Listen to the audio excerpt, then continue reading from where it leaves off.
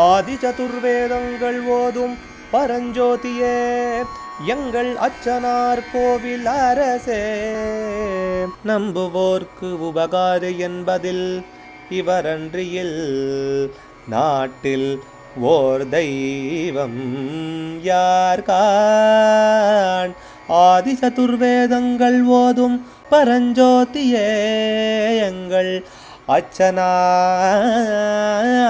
கோவில் அரசே. சுவாமியே சரணமையப்பா. அச்சங்கோவில் அரசே சரணமையப்பா.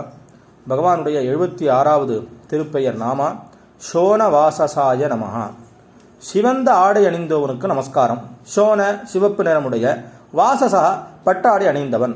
பகவான் பொதுவாக மஞ்சளிடப்பட்டு பொதுவாக வரபுலெல்லாம் பாடும்போது மனிதாசு கீர்த்தனைனா பச்சைப்பட்டு உடுத்தின்லாம் உண்டு, சிகப்பு பட்டும் கட்டின்னு இருக்காருன்னு இருக்கு. சிவந்த வாசனை பூச்சுடையோனுக்கும் நமஸ்காரம்னு ஒரு அர்த்தம் இதில் வருது.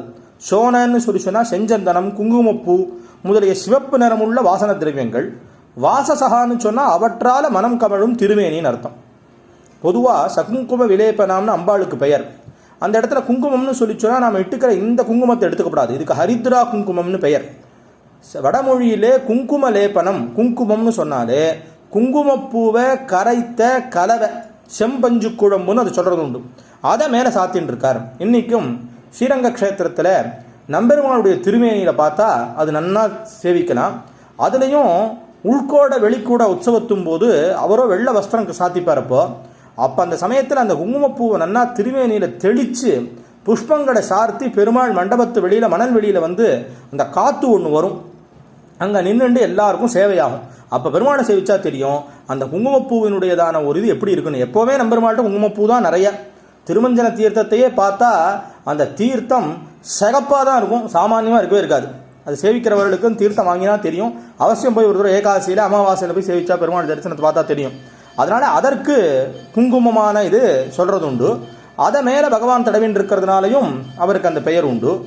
சோனா நதிக்கரையில் வசிப்பவருக்கும் நமஸ்காரம்னு ஒரு அர்த்தம் வருது இங்கே. சோனான்னு சொல்லி சொன்னால் சோனை நதிக்கரை, வாசசானா வசிப்பவர். சோனா நதிங்கிறது பாட்னாவுக்கு அருகில் கங்கையில் கலக்கக்கூடிய ஒரு நதி. தற்பொழுது அதுக்கு சோன் அப்படின்னு ஒரு பெயர் இருக்குது. பொதுவாக நர்மதா தீரத்தில் கிடைக்கக்கூடிய சோனபத்ரம்ங்கிறது தான் பிள்ளையாருடைய ரூபமாக சொல்லப்படுறது. இங்கேயும் வரதையும் சொல்கிறதா இருக்குது. அதனால் சோனன்னு சொல்லி சொன்னால் சிகப்பு. சோனகிரின்னு அருணாச்சலத்துக்கு பேர். பகவான் அங்கே லிங்க ரூபியாக வசிக்கிறதுனாலும் சோனவாசசருங்கிற அர்த்தம் வரலாம். நிறைய அர்த்தங்கள் இது கூடையதாக இருக்குது. பொதுவாக சிவந்த ஆடை அணிந்தவருக்கு நமஸ்காரங்கிறது இந்த நாமாவினால தெரியப்படுறதா இருக்குது. அச்சங்கோவில் அரசே சரணமையப்பா. அச்சனார் கோவில் அரசே. சுவாமியே சரணமையப்பா.